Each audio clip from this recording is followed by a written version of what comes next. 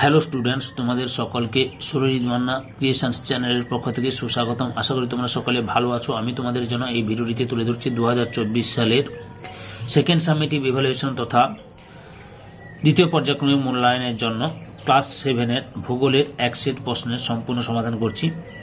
তোমরা এই প্রশ্নপত্রের সেটটি পেয়ে যাবে রায় ও মার্টিনের প্রশ্নবিচিত্রার 7 নম্বর সেটের হুগলি ব্রাঞ্চ গভর্নমেন্ট স্কুল, এই স্কুলে যে প্রশ্নপত্রের সেটটি রয়েছে সেই সেটের সম্পূর্ণ সমাধান করছি। তার আগে তোমাদের কাছে অনুরোধ, তোমরা ভিডিওটি না টেনে পুরোটা দেখো এবং ভিডিওটি কেমন লাগলো কমেন্ট করে জানিও। ভিডিওতে লাইক দাও এবং ভিডিওটি শেয়ার করো এবং সুরজিৎ মান্না ক্রিয়েশনস এই চ্যানেলটিকে সাবস্ক্রাইব করে এই চ্যানেলটিকে সামনের দিকে এগিয়ে নিয়ে যাও, কারণ তোমরাই পারো আমাকে সামনের দিকে এগিয়ে নিয়ে যেতে এবং এই ভিডিওগুলো তৈরি করতে উৎসাহ দিতে। আর ডান দিকের বেল আইকনে অল অপশানে গিয়ে ক্লিক করো যাতে পরবর্তী ভিডিও নোটিফিকেশন পাও। আলোচনা শুরু করছি। একে দাগে সঠিক উত্তরটি নির্বাচন করে লেখো। একে দাগে প্রদত্ত রেখাচিত্রে গ্রস্ত উপত্যকার ভূমিরূপ যে সৃষ্টি হয়েছে এ চিহ্নিত অংশে, কেবলমাত্র বি চিহ্নিত অংশে, কেবলমাত্র বি ডট চিহ্নিত অংশে, বি এবং বি ডট চিহ্নিত অংশে। সঠিক উত্তরটি হল অপশন ডিতে বি এবং বি ডট চিহ্নিত অংশে। এই যে বি এবং বি ডট চিহ্নিত অংশে গ্রস্ত উপত্যকা আর এ অংশে স্তূপ পর্বত সৃষ্টি হয়েছে।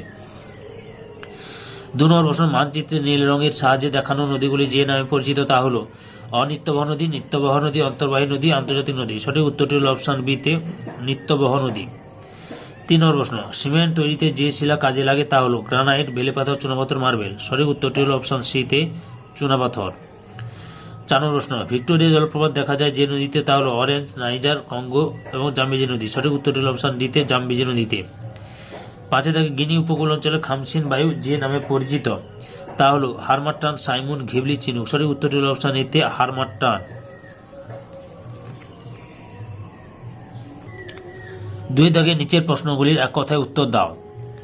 1 দাগে হিমালয় ও কুমেনলুন পর্বতশ্রেণীর মাঝে কোন মালভূমি অবস্থিত? তিব্বত মালভূমি অবস্থিত। তিব্বত মালভূমি অবস্থিত। 2 নম্বর প্রশ্ন, শুষ্ক অঞ্চলের সুগভীর গিরিখাত কি নামে পরিচিত? উত্তরটি হল ক্যানিয়ন নামে পরিচিত। ক্যানিয়ন। 3 নম্বর প্রশ্ন, তুমি একটি জায়গায় ঘুরতে গিয়ে সেখানকার মাটি হাতে নিয়ে দলা পাকানোর চেষ্টা করে দেখলে মাটিটি দলা না পেকে ঝুড়ো হয়ে পড়ে গেল, এটি কোন ধরনের মাটি? উত্তরটি হল বেলে মাটি। বেলে মাটি।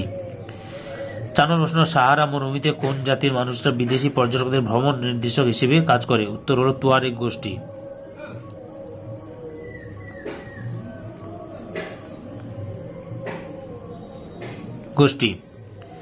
তারপরে হচ্ছে 5 নম্বর প্রশ্ন, আফ্রিকা মহাদেশের নাতিশীতোষ্ণ তৃণভূমি কি নামে পরিচিত? উত্তর হল ভেল্ট। ভেল্ট নামে পরিচিত। তারপরে 3 দাগে কি রয়েছে দেখো।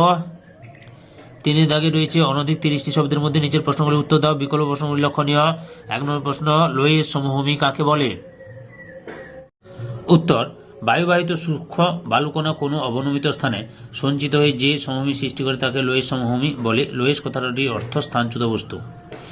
বৈশিষ্ট্য 1 নম্বরে, লোয়েস কণাগুলি পরস্পর এঁটে থাকলেও সংযুক্ত অবস্থায় থাকে না, সুতরাং লোয়েস সমভূমি প্রবেশ্য হয়।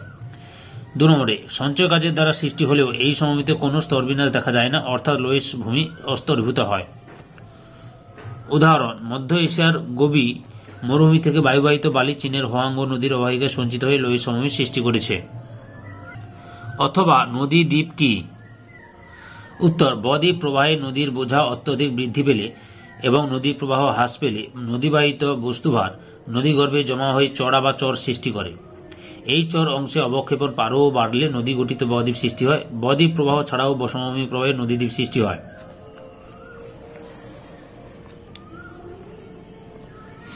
বৈশিষ্ট্য, নদীদ্বীপের মধ্যবর্তী নদীদ্বীপের চারপাশে জলবৃষ্টি থাকে। উদাহরণ, আমাজন নদীর ইলাহা মারাজো হল পৃথিবীর বৃহত্তম নদীদ্বীপ, ক্ষেত্রফল 40,100 বর্গ কিমি। আর অসম এবং উত্তর নদীর উপর সৃষ্টি ও মাজুলি ভারতের বৃহত্তম দ্বীপ, ক্ষেত্রফল 1,250 বর্গ কিমি ছিল, বর্তমানে 422 বর্গ কিমি হয়েছে। 2 নম্বর প্রশ্ন, আগ্নেয় শিলার 2টি বৈশিষ্ট্য লেখো। উত্তর, আগ্নেয় শিলার বৈশিষ্ট্যগুলি হল 1 নম্বরে সৃষ্টি, উত্তপ্ত ম্যাগমা ও শীতল লাভা জমাট বেঁধে আগ্নেয় শিলার সৃষ্টি হয়েছে। 2 নম্বরে অপর নাম, পৃথিবীর প্রথম আগ্নেয় শিলা সৃষ্টি হয়েছে বলে এর অপর নাম প্রাথমিক শিলা। 3 নম্বরে এটি অত্যন্ত কঠিন ও ভারী। 4 নম্বরে আগ্নেয় শিলা কোনো স্তর দেখা যায় না। অথবা আফ্রিকার কিলিমাঞ্জারো পর্বত নিরক্ষীয় অঞ্চলে অবস্থিত হওয়া সত্ত্বেও তার চূড়ায় 4 বছর বরফ জমে থাকে কেন? উত্তর, আফ্রিকা মহাদেশ বেশ কয়েকটি পার্বত্য অঞ্চল রয়েছে, যাদের মধ্যে উল্লেখযোগ্য হল Atlas, mount Kilimanjaro, mount Kenya, mount Elgon প্রভৃতি। সামগ্রিকভাবে এই প্রত্যেকটি পর্বতেরই গড় উচ্চতা 2000 থেকে 4000 মিটার। আরও স্পষ্টভাবে বলা যায়, নিরক্ষীয় অঞ্চলে অবস্থিত মাউন্ট কিলিমাঞ্জারো সমগ্র আফ্রিকা মহাদেশের সর্বোচ্চ পর্বতশৃঙ্গ, কিন্তু এই উচ্চতায় বাতাসে স্বাভাবিক হ্রাস হারের নিয়ম অনুযায়ী উষ্ণতা ভূপৃষ্ঠের তুলনায় প্রায় 37 ডিগ্রি সেলসিয়াস হ্রাস পায়। তাই মাউন্ট কিলিমাঞ্জারো পর্বতশৃঙ্গটি নিরক্ষীয় অঞ্চলে অবস্থিত হলেও এর চূড়ায় সারা বছরই বরফাচ্ছাদিত থাকে। 4 দাগে অনধিক 50টি শব্দের মধ্যে নিচের প্রশ্নগুলি উত্তর দাও, বিকল্প প্রশ্নগুলি লক্ষণীয়। 1 নম্বর প্রশ্ন, বদ্বীপ সৃষ্টির অনুকূল পরিবেশ সম্পর্কে লেখো। বদ্বীপ গঠনের অনুকূল পরিবেশ। সব নদীর মোহনায় বদ্বীপ গঠিত হয় না। বদ্বীপ গঠনের কতগুলি অনুকূল পরিবেশ প্রয়োজন হয়, যেমন পলি পরিমাণ, বৃহৎ নদী অববাহিকা, সুদীর্ঘ নদীর গতিপথ, নদীর অববাহিকা নরম শিলার উপস্থিতি, অসংখ্য উপনদীর অবস্থান ইত্যাদি সুবিধাগুলি থাকলে নদীর পলি পরিমাণ বাড়ে। মোহনায় মৃদু ঢাল। মোহনায় নদী মৃদু ঢালে সমুদ্রের সঙ্গে মিশলে তবেই পলির সঞ্চয় পরিবেশ সৃষ্টি হবে। অগভীর সমুদ্র। সমুদ্র অগভীর হলে তাড়াতাড়ি পলি ভরাট হয়ে বদ্বীপ গঠিত হবে। লবণতা বৃদ্ধি। সমুদ্র জলের লবণতা যত বাড়বে ততই নদী জলের পলিরাশি দ্রুত উৎক্ষিপ্ত হবে। বিপরীতমুখী স্রোত ও বায়ু। নদীর মোহনায় বিপরীত দিকের মৃদু স্রোত ও বায়ু পলি জমতে সাহায্য করে। অথবা অন্তর্বাহিনী নদী ও আন্তর্জাতিক নদীর পার্থক্য লেখ। উত্তর, সংজ্ঞা, যে সকল নদী কোনো দেশের মধ্যে উৎপন্ন হয়ে সেই দেশের মধ্যে কোনো হ্রদ বা জলাশয়ে গিয়ে মিশে তাকে অন্তর্বাহিনী নদী বলে। যে সকল নদী 2 বা তার বেশি দেশের মধ্য দিয়ে প্রবাহিত হয় তাকে আন্তর্জাতিক নদী বলে। দৈর্ঘ্য। অন্তর্বাহিনী নদীর দৈর্ঘ্য সাধারণত কম হয়, আন্তর্জাতিক নদীর দৈর্ঘ্য অনেক বেশি হয়। অববাহিকার আয়তন। অন্তর্বাহিনী নদী অববাহিকার আয়তন তুলনামূলকভাবে খুব কম, আন্তর্জাতিক নদী অববাহিকার আয়তন তুলনামূলকভাবে অনেক বেশি। প্রকৃতি। অন্তর্বাহিনী নদীগুলি বৃষ্টির জলে পুষ্ট ও নিত্যবাহ প্রকৃতির, আন্তর্জাতিক নদীগুলি বরফগলা জলে পুষ্ট ও নিত্যবাহ প্রকৃতির। পতনস্থল। অন্তর্বাহিনী নদীগুলি কোনো হ্রদ বা দেশের আভ্যন্তরীণ জলাশয়ে পতিত হয়, আন্তর্জাতিক নদীগুলি বেশিরভাগ কোন সাগর বা মহাসাগরে পতিত হয়েছে। 2 নম্বর প্রশ্ন, সমভূমি অঞ্চলগুলি পৃথিবীর অন্যতম জনবহুল অঞ্চল, ভৌগোলিক কারণ ব্যাখ্যা করো। উত্তর, সমভূমি অঞ্চলে ঘনবসতি গড়ে ওঠার কারণগুলি হল নিম্নরূপ। 1 নম্বর, সমতল ভূমি। সমভূমি অঞ্চল একেবারে বন্ধুর প্রকৃতি নয়, এখানকার সমপ্রায় ভূমিতে সহজে লোক বসতি স্থাপন করতে পারে। উর্বর মৃত্তিকা। সমভূমি অঞ্চলের নদীবাহিত উর্বর পলি মৃত্তিকা কৃষিকাজের পক্ষে আদর্শ। অনুকূল প্রাকৃতিক পরিবেশ। সমভূমি অঞ্চলের অনুকূল প্রাকৃতিক পরিবেশ মানুষকে ঘনবসতি স্থাপনে আগ্রহী করেছে। শিল্পের অবস্থান। প্রয়োজনীয় কাঁচামাল সহ শিল্পের প্রয়োজনীয় দ্রব্যের অভাব হয় না বলে সমভূমিতে শিল্প স্থাপন করা যায়, ফলে জীবিকা সুবিধা মানুষকে বসতি স্থাপন করতে আগ্রহী করেছে। উন্নত যোগাযোগ ও পরিবহন ব্যবস্থা। সমভূমি অঞ্চলে খুব সহজেই সড়কপথ, রেলপথ, নদীতে জলপথ ও বিমানপথ স্থাপন করা যায়, ফলে উন্নত যোগাযোগ ও পরিবহন ব্যবস্থা গড়ে ওঠে, যা ঘনবসতি গড়ে তুলতে সাহায্য করে। প্রশাসনিক সুবিধা। প্রাচীনকাল থেকে প্রশাসনিক কাজকর্ম চালানোর জন্য সমভূমি অঞ্চলে শহর স্থাপিত হয়েছে, ফলে জনঘনত্ব বৃদ্ধি পেয়েছে, যেমন ভারতের জাতীয় রাজধানী শহর দিল্লি। অথবা অন্ধকারাচ্ছন্ন মহাদেশ কাকে এবং কেন বলে? অন্ধকারাচ্ছন্ন মহাদেশ বলা হয় আফ্রিকা মহাদেশকে।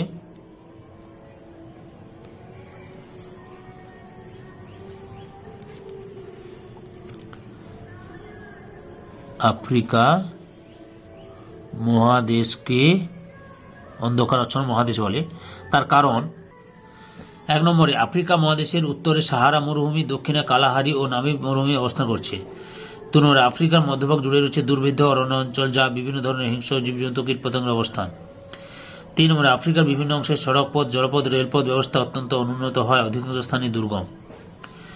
সর্বোপরি, আফ্রিকার মিশর সভ্যতা ভারতের সিন্ধু সভ্যতার মতো প্রাচীন হলেও মহাদেশটি বেশিরভাগ স্থানে অজ্ঞাত ছিল।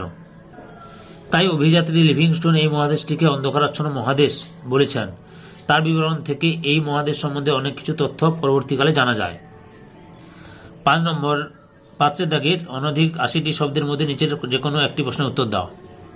প্রথম প্রশ্ন, নদীর উচ্চ প্রবাহে সৃষ্ট ভূমিরূপগুলি চিত্র ও উদাহরণ সহ আলোচনা করো। উৎস থেকে নদী যত দূর পর্যন্ত পার্বত্য অঞ্চলের মধ্য দিয়ে প্রবাহিত হয় তাকে নদীর উচ্চ গতি বা পার্বত্য প্রবাহ বলা হয় বা উচ্চ প্রবাহ বলা হয়। পার্বত্য প্রবাহে সৃষ্ট ভূমিরূপগুলি হল ভি আকৃতির ভূমিরূপ, গিরিখাত, ক্যানিয়ন, জলপ্রপাত, খরস্রোত, কাঠনিক সোপান, প্রপাতকূপ, মন্থকূপ, আবদ্ধ সলিলা, কর্তিত সলিলা এবং নদীমঞ্চ। এই ভূমিরূপগুলির মধ্যে প্রধান প্রধান ভূমিরূপগুলি আলোচনা করছি। 1 নম্বরে ভি আকৃতির উপত্যকা। সংজ্ঞা: পার্বত্য প্রবাহের নদী প্রবল নিম্নক্ষয় করে যে সংকীর্ণ ও গভীর উপত্যকা সৃষ্টি করে এবং দেখতে ইংরেজি ভি অক্ষরের মতো হয় তাকে ভি আকৃতি উপত্যকা বলে। সৃষ্টির কারণ: উচ্চ গতিতে নদীর গতি বেশি থাকায় নদীর জলের শক্তি নিচের দিকে উল্লম্বভাবে কেন্দ্রীভূত হয়। এই শক্তি জলের গভীরতার সঙ্গে আনুপাতিক হারে প্রভাব পরিবর্তিত হয়। সর্বাধিক গভীরতাযুক্ত বিন্দুতে এই নিম্নক্ষয়ের হার স্বাভাবিকভাবে বেশি হয়। ভি আকৃতির এই উপত্যকা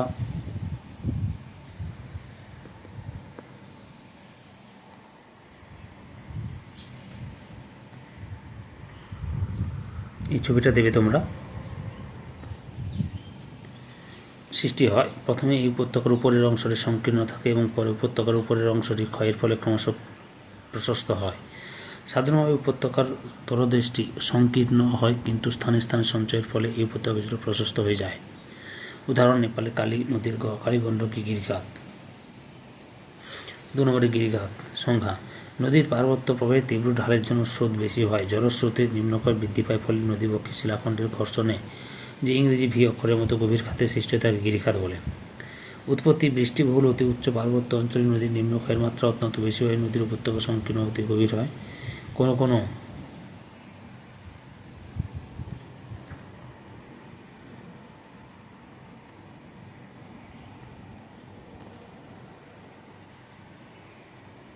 এই ছবিটা আঁকবে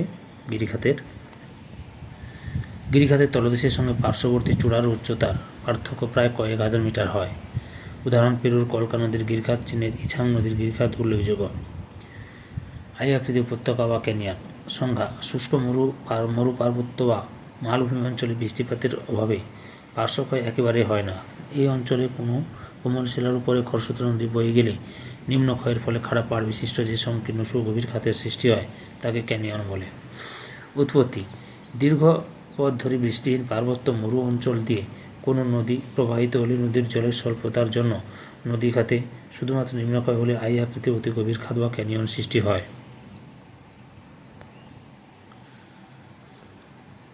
ক্যানিয়নের এই ছবিটা দেবে, আই আকৃতি উপত্যকা বা ক্যানিয়ন।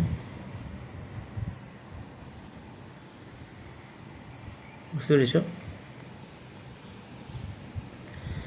উদাহরণ: আমেরিকা যুক্তরাষ্ট্রের কলোরাডো নদীর গ্র্যান্ড ক্যানিয়ন পৃথিবীর দীর্ঘতম ক্যানিয়ন। 4 নম্বরের জলপ্রপাত। সংজ্ঞা: নদীর গতিপথে উলম্ব, সমান্তরাল বা তীর্যকভাবে গঠিত কোমল শিলাস্তর নদীর অসম ক্ষয়ের ফলে খারাপ ঢাল যুক্ত হয়। ওই বিষম ঢালের প্রবহমান নদীর সজোরে প্রবল বেগে নিচে সশব্দে আছড়ে পড়ে। এইরূপ জলরাশিকে জলপ্রপাত বলে। উৎপত্তি: নদী উপত্যকার কোনো অংশ কোমল শিলার, আবার কোনো অংশ কঠিন শিলায় গঠিত হলে অথবা কঠিন ও নরম শিলা অনুভূমিকভাবে অবস্থান করলে উচ্চ গতিতে নদীর ক্ষয়কার্যের সময় জলস্রোত এই কঠিন জলপ্রপাত এই ছবিটা দেবে।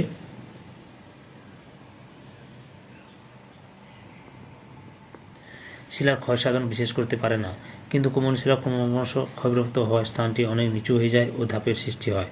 ফলে জলরাশি উঁচু থেকে নিচে সোজাসুজি প্রচণ্ড বেগে পড়তে থাকে। উচ্চ ভূমি থেকে নিচে জলপ্রবাহের এই বেগবান পতনকে জলপ্রপাত বলে। উদাহরণ: আমেরিকা যুক্তরাষ্ট্রের সেন্ট লরেন্স নদীর উপর নায়াগ্রা জলপ্রপাত বিশেষ উল্লেখযোগ্য। 5 নম্বর খরস্রোত। নদীর গতিপথে কোমল ও কঠিন শিলাস্তর পাশাপাশি উলম্বভাবে সাজানো থাকলে নদীর ক্ষয়কার্যের তারতম্যের ফলে নদী উপত্যকায় একাধিক ধাপের সৃষ্টি হয় এবং জলস্রোতে ধাপে ধাপে নিচে নেমে আসে। একে খরস্রোত বলে। উদাহরণ: ভারতের ছোটনাগপুর মালভূমি অঞ্চলে নদীতে খরস্রোত দেখা যায়। খরস্রোতে এই ছবিটা দেবে।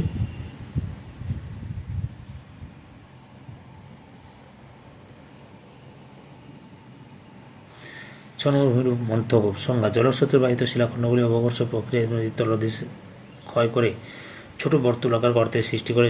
জলঘূর্ণি নিঃসৃষ্ট এরূপ গোলাকার গর্তকে বলে মন্থকূপ। মন্থকূপের এই ছবিটা দেবে। সৃষ্টির কারণ: পার্বত্য অঞ্চলে নদীখাত অমসৃণ থাকে। অমসৃণ নদীখাতে জলপ্রবাহের সঙ্গে নদীবাহিত প্রস্তরখণ্ড পাক খেতে খেতে এগিয়ে চলে। এর ফলে নদীবাহিত পাথরখণ্ডগুলো অবঘর্ষ প্রক্রিয়ায় ক্ষয়ের ফলে গোলাকার গর্তের সৃষ্টি হয়। মন্থকূপ সৃষ্টির ফলে নদীর গভীরতা ক্রমশ বাড়তে থাকে। উদাহরণ: খড়কাই নদীর খাতে অসংখ্য মন্থকূপ দেখা যায়। 2 নম্বর প্রশ্ন: নীল নদীর অববাহিকা অঞ্চলের মানুষের জীবনে নীল নদের প্রভাব সম্পর্কে লেখো। উত্তর: নীল নদের অববাহিকা অঞ্চলের মানুষের জীবনে নীল নদের প্রভাব অপরিসীম। যেমন 1 নম্বরে সাহারা মরুভূমির কবল থেকে মিশরকে রক্ষায় নীল নদের অবদান। সমস্ত মিশর ক্রান্তীয় মরু অঞ্চলের অন্তর্গত, তাই এই অঞ্চলের উষ্ণতা যেমন বেশি তেমনি বৃষ্টিপাত খুবই কম। সেই জন্য এই অঞ্চল পৃথিবীর সবচেয়ে বড় মরুভূমির অবস্থান। নীল নদ না থাকলে উষ্ণ মরুভূমি মানুষ বসবাসের পুনরুদ্ধ হতো, কিন্তু নীল নদের উপস্থিতি তা সম্ভব হয়েছে। 2 নম্বরে কৃষি জমি সম্প্রসারণ। মিশরের নীল নদের দুপাশে পড়ে থাকা অনাবাদী জমিগুলিকে জলসেচের মাধ্যমে কৃষিযোগ্য জমিতে পরিণত করা হচ্ছে। 3 নম্বরে কৃষি জমির উর্বরতা বৃদ্ধি। নীল নদের নিম্ন অববাহিকায় বন্যার ফলে প্রচুর পরিমাণে পলি সঞ্চিত হয়, এরপর কৃষি জমির উর্বরতা বৃদ্ধি পায়। 4 নম্বরে জলসেচের ব্যবস্থা প্রসার। বৃষ্টিপাত কম হওয়ার ফলে মিশরে নীল নদ অববাহিকায় কৃষিকাজের প্রধান মাধ্যম হল জলসেচ। সেচ পদ্ধতি স্থায়ী জলসেচ পদ্ধতি ও সেচ বন্ধের মাধ্যমে জলসেচ করা হয়। 5 নম্বরে কৃষিজ ফসলের উৎপাদন বৃদ্ধি। নীল নদের নিম্ন অববাহিকার উর্বর পলিমিতি ও জলসেচের মাধ্যমে মরুপ্রায় মিশর কৃষি প্রধান অঞ্চলে পরিণত হচ্ছে। 6 নম্বরে জলবিদ্যুৎ উৎপাদন। মিশরের উপর বিভিন্ন জায়গাতে বাঁধ নির্মাণ করে একদিকে জলসেচের প্রসার ঘটাচ্ছে, অপরদিকে বাঁধের পিছনের জলাধারের জলের সাহায্যে জলবিদ্যুৎ উৎপাদন করা হয়। 7 নম্বর পশুচারণ ক্ষেত্র। মিশরের নীল নদ অববাহিকার তৃণ হইতে বিভিন্ন ধরনের গবাদি পশু পালন করা হয়। 8 নম্বরে জলপথের বিকাশ। মিশরের নীল নদের নিম্নাংশ সুনাম হয়, 4 বছর ধরে প্রতিনিয়ত নৌকা, পণ্যবাহী জাহাজ ও যাত্রীবাহী জাহাজ চলাচল করে। 9 নম্বরে ব্যবসা বাণিজ্যের সম্প্রসারণ। নীল নদের খাতের মধ্য দিয়ে আভ্যন্তরীণ বাণিজ্য ছাড়াও Sudan, Tanzania, Ethiopia, Zaire, Rwanda, Uganda প্রভৃতি দেশগুলির মাঝে মিশর আন্তর্জাতিক বাণিজ্যের প্রসার ঘটিয়েছে। 10 নম্বরে মরু আগ্রাসন রোধ। নীল নদের পশ্চিম তীরে সাহারা মরুভূমি অবস্থান করলেও নীল নদের প্রবাহমানতার জন্য মিশর অনেকাংশে সাহারা মরুভূমির কবলমুক্ত হয়েছে। মিশরীয় সভ্যতার ধারক ও বাহক। পৃথিবীর অন্যান্য প্রাচীন সভ্যতাগুলির মতো মিশরীয় সভ্যতাও নীল নদের উপর নির্ভর করে গড়েছে। সম্পূর্ণ